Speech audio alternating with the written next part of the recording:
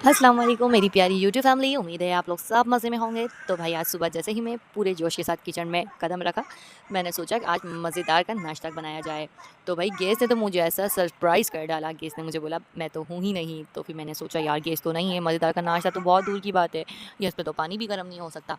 Gas बिल्कुल भी नहीं आ रही थी। अब जब तक मैं गैस मलका का आने का इंतज़ार कर रही थी तो मैंने देखा कि हाथ पे हाथ रखे बैठने से कुछ नहीं होगा।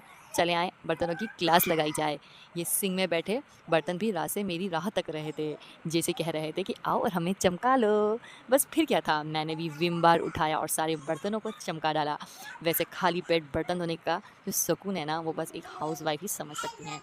क्योंकि जब क्लीन हो जाता है पूरा किचन तो नाश्ता बनाने में और दूसरे काम करने में भी अपना ही अलग मज़ा आता है। अब जब मैंने पूरा किचन क्लीन एंड क्लियर कर डाला तो फिर नवाब गेस्ट साहिबा तशरीफ़ लेकर आ ही गईं। जब गेस आई तो मैंने कहा शुक्र अपने टाइम से गेस आ चुकी है, क्योंकि पेट में चूहे तो ऐसे दौड़ मचा रहे थे, ऐसे हल्ला बोला हुआ था कि बस। फिर हमने मज़ेदार नाश्ता बनाया। नाश्ता बनाने के बाद मैंने किचन डीप और क्लीनिंग अच्छे से वापस से कर डाला।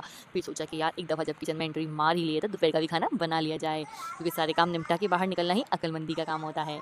अब जब मैंने किचन में एंट्री मारी तो मैंने फिर अपना दोपहर का खाना भी बिल्कुल रेडी कर डाला, क्योंकि आज मुझे बनानी थी माश की दाल। और मैं इतनी मज़ेदार दाल बनाती हूँ माश की कि सब लोग खा के मेरे हाथ की दाल की बहुत तारीफ़ करते हैं।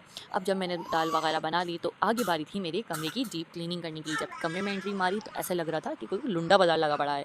कभी के छोटे सारे कपड़ों को एक्स्ट्रा अलग कर रही थी।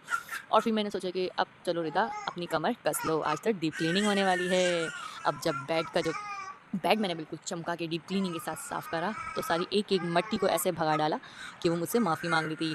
अब जब मैंने चादर हटा के चादर बदली, पूरा क्लीन करा, कभी नवाब मुझे देख रहे थे बड़े मज़े से कि मम्मा क्या कर रही हैं। फिर मैंने एक एक चीज़ को सफाई तरीके से साफ़ करके रखा। रखने के बाद कबीर साहब को मैंने डाला झूले के अंदर। अब वो मैंने कहा आप यहाँ पे एंजॉय करो। अब मैं कबीर को झूला ही दे रही थी। तो पूरे डीप क्लीनिंग करने के बाद जाके मेरी जान में जान आई। अगर आपको मेरी ये मज़ेदार रूटीन पसंद आई तो इस वीडियो को लाइक शेयर और मेरे चैनल रिदाकाश को सब्सक्राइब ज़रूर करिएगा।